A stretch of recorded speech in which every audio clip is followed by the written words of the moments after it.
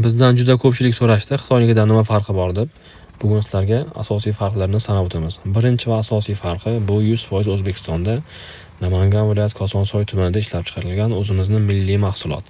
Agar bizdan sotib olsangiz, o'zimizning hamyurtlarimiz ish bilan ta'minlanadi va o'zimizda ishlab chiqarish rivojlanib kengayadi. Xo'p, ikkinchi farqi Xitoynikidan ancha mustahkam, ancha baquvvat qilib yasaganmiz, ko'p joylari Xitoynikidan mustahkam. Uchinchi farqi narxi arzon.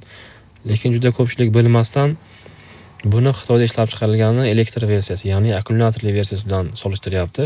Bu undan ancha qimmat chiqadi, sababi undan ancha kuchli, kamida 4 barobar kuchli bo'ladi. Xitoyda ham dizelnisini narxi qimmatroq chiqadi.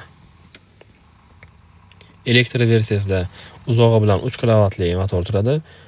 Bizning traktorimizda esa 18 kilovatli dizelli motor turadi. Undan ancha kuchli hisoblanadi. Narxi $3900. Kimga shunaqa sifatli texnika kerak bo'lsa,